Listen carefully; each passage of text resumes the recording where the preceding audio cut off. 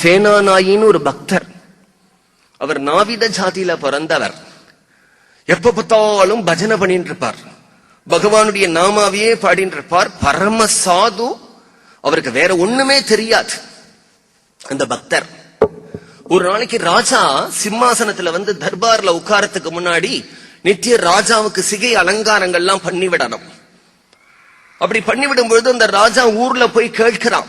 என்ன கேட்கிறான்னா, யாருக்கு அந்த பொறுப்பு கொடுக்கலாம், நன்னா எனக்கு சிகை அலங்காரங்கள்லாம் பண்ணி விட்டு மேக்கப் பண்ணி என்ன தர்பார் மண்டபத்துல கொண்டு உட்காத்தி வைக்கிறதுக்கு அப்படின்னு கேட்கிறான். இப்ப எல்லாரும் ஒருத்தர் பேரை சொல்றா. இந்த சேனாநாயின்னு இருக்கானே, பரம பக்தன், எப்ப பார்த்தாலும் பஜனை பண்ணிட்டு இருப்பான், சாது, அவனுக்கு ஒன்னும் தெரியாது. ராஜா அந்த பதவியை கொடுத்துட்டான் அவனுக்கு. பதவியை கொடுத்ததுனால என்ன அப்படின்னா, அவன் வேற யாருக்கும் அந்த தொழில பண்ணக்கூடாது அப்படின்னு ராஜாங்கத்துல ஒரு கட்டுப்பாடு. வேற தொழில பண்ணக்கூடாது, வேற யாருக்கும் பண்ணக்கூடாதுங்கிறதுனால அவனுக்கு வேண்டிய வீடு, அரிசி, பருப்பு, மிளகா எல்லா சாமானும் வருஷத்துக்கு வேண்டியது அவனை வந்து சேர்ந்துடும். அவனுடைய வாழ்க்கை சௌக்கியமா போயிட்டு இருக்கு. என்ன பண்ணான்னா, கர்த்தால ராஜாவுக்கு சிகை அலங்காரம் பண்ணி விடுறதுக்கு போவான். ஒரு அரை மணி 1 மணில இந்த வேலை முடிஞ்சிடும். உடனே வீட்டுக்கு வருவான். சாதுக்களோட சேர்ந்துட்டு எப்ப பார்த்தாலும் பஜனை பண்ணிட்டு இருப்பான். இல்லைன்னா சாதுக்கள் ஒருத்தர் பகவானுடைய பெருமையை பேசுவார், கேட்டு இருப்பான். இவன் பேசுவான், அவ கேட்பா. இப்படியே வாழ்க்கை சுகஜீவனமா போயின்னு இருக்கு. ஒரு நாள் என்ன ஆறுதுன்னா, இந்த ராஜாவுக்கு சிகை அலங்காரம் பண்றதுக்கு கிளம்புறானா, கிளம்பும் பொழுது ஒரு பஜனை கோஷ்டி, ஹரே ராம ராம ராம ஹரே ஹரே, ஹரே கிருஷ்ண கிருஷ்ண கிருஷ்ண ஹரே ஹரேன்னு பஜனை பண்ணிட்டு போறது. அந்த பஜனை பண்ற கோஷ்டியோட இவனு கலந்துட்டான். டயத்தை பார்த்தான். இன்னும் நாழி இருக்கு, இன்னும் அவசரம் இல்லை, கொஞ்ச நாளி பஜனை பண்ணிட்டு பிறகு ராஜாங்கத்துல நமக்கு இருக்கக்கூடிய வேலையை பார்க்கறதுக்கு போவோம் அப்படின்னு அவர்களோட சேர்ந்துட்டான்.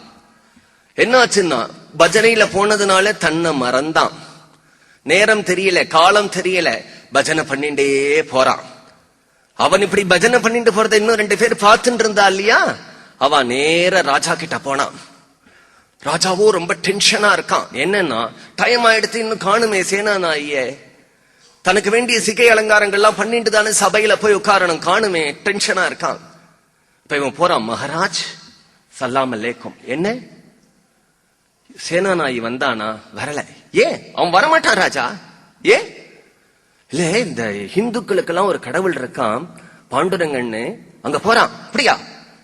பஜனை பண்ணின 10-20 பேரோட சேர்ந்து கிளம்பி போயிட்டான். அப்படியா? நீ ஞாபகப்படுத்தினியா? நான் ஞாபகப்படுத்தினேன். என்ன சொன்னான்? ராஜா கடைக்காரடா ராஜா, போடா, எனக்கு எல்லாம் தெரியும். கோபம் வந்துருத்த உனக்கு. சரி, நாளைக்கு பார்த்துக்கலாம் அப்படின்ட்டு நேர கிணத்தடியில போய் ஸ்நானம் பண்ணலாம், குளிக்கலாங்கிறதுக்கு போறான். போனா அங்க சேனாநாயி கைய கட்டிண்டு வாய பொத்திண்டு அதற்கான சாதனங்களுடைய பெட்டிய கையில வச்சுட்டு நிற்கிறான். சேனாநாயி, நீ வந்துட்டியா? ஆமா மகாராஜ், ரொம்ப நாழியா இங்க தான் இருக்கேன். இல்லையே, நீ ஏதோ ஒரு பஜனையில போயின்னு இருக்கேன்னு சொன்னாலே, கேள்விப்பட்டேன். இல்லையே மகாராஜ், நான் இங்கேதான் இருக்கேன். அப்படியா? யாரோ வந்து சொன்னாப்பா, நான் அதை நிஜம் நம்பிட்டேன். சரி சரி, நாழி ஆயிடுச்சு, எனக்கு இன்னைக்கு சிகை அலங்காரம் பண்ணி விடுறியா? அந்த உட்கார்றார். கையில ஜலத்தை எடுத்து அந்த ராஜாவுடைய தலையில வைக்கிறான்.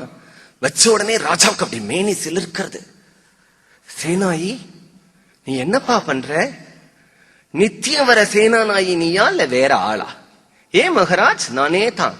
இல்லையாப்பா, நீ இன்னைக்கு தொட்ட உடனே எனக்கு உடம்பெல்லாம் ஷாக் அடிக்கிற மாதிரி இருக்கு. ஒரு ஆனந்தம், பிரம்மஸ்பர்ஷம் ஏற்படுறது எனக்கு. அப்படியா? உடனே ராஜா என்ன பண்றான்னா, இந்த கையை விட்டுடாது, என் தலையில வச்சுட்டே இரு. நீ இந்த கையை எடுத்து என் தலையில வச்சுட்டே இருந்தா எனக்கு சுகமா இருக்கே, கைய வச்சுட்டே இரு. பிடிச்சு பிடிச்சு இழுத்து வச்சுக்கிறான். வச்சுட்டு இருக்கும் பொழுது என்ன ஆச்சுன்னா, திடம்னு அந்த சேனாநாயி எழுந்துக்கும் பொழுது அந்த ராஜாவுக்கு ஒரு தரிசனம் கொடுத்தான். என்னன்னா, காலை மாத்தி வச்சுட்டு வைஜெயந்தி மாலையோட, கையில குழலோட, தலையில மயில் பிலியோட நிக்கிறானோ, அப்படி ஒரு க்ஷணம் கோடி மன்மதனுக்கு மன்மத சமானமா பகவான் தரிசனம் கொடுத்தான். கொடுத்த உடனே ராஜா ஆடி போயிட்டான். இந்த மாதிரி ஒரு தரிசனத்தை கிடைக்குமா? ஒரு க்ஷணத்துல திருப்பி மறைஞ்சு பழைய சேனாநாயி நிற்கிறான். ராஜாக்கு தர்பார் மண்டபத்துல உட்கார வரும்போது மந்திரிகள்லாம் பயப்படுறா. ஏன்னா ராஜா வழக்க மாதிரி இல்லாம ஏதோ மயில் பீலி குண்டலம் பீதாம்பரம், வைஜெயந்தி ரொம்ப அழகு. தனக்கு தானா ராஜா பேசிக்கிறான்.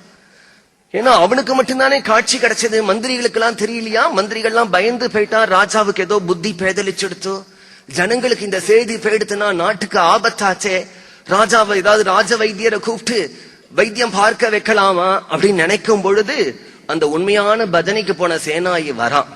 சேனாயி, காண்பி எனக்கு மயில் பீலிய காண்பி, சேனாயி குண்டலத்தை காண்பி, சேனாயி வைஜெயந்தி மாலைய காண்பி. சேனாய்க்கு ஒன்னும் புரியல. மகாராஜ், இப்பதான் நான் பஜனையில இருந்து வரேன். இல்லையே, நீ முன்னாடியே வந்தியேப்பா, காண்பிச்சியே, நீ தொட்டையே, தொட்டா ஒரு ஆனந்தமா இருந்ததே, ஒரு அழகான ரூபத்தை காண்பிச்சியே. இல்ல மகாராஜ், நான் இப்பதான் வரேன். இல்லப்பா, நீ காண்பிச்ச.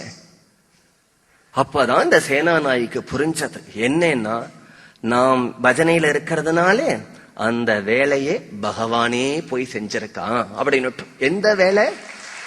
ஒருத்தருக்கு, ஒரு ராஜாவுக்கு சாட்சாத் வைகுண்டபதி யார் வேதங்களால் எல்லாம் போற்றப்படுறானோ, யார பார்க்கறதுக்கு மகர்ஷிகள்லாம் பல்லாயிரக்கணக்கான கோடி வருஷங்கள் தபஸ் பண்ணியும் பல ஜென்மாக்களா பகூனாம் ஜென்மனாமந்தே, பல ஜென்மாக்களுக்கு கடைசியில இப்படின்னு பகவான் கீதையில சொல்றான் இல்லையா, அநேக ஜென்ம சம்சித்திகர்னு சொல்றான் இல்லையா. அந்த ஒரு பகவான் ஒரு ராஜாவுக்கு சிகை அலங்காரம் பண்றதுக்கு பொட்டியை எடுத்துட்டு வந்துட்டான் அப்படின்னா, இதுல இருந்து என்ன நிரூபணம் அப்படின்னா, நீ பஜனை பண்ணிட்டு இருந்தால் உனக்காக எதவானா பண்றதுக்கு பகவான் வருவான் அப்படிங்கறதான் சொல்றான் பகவான்.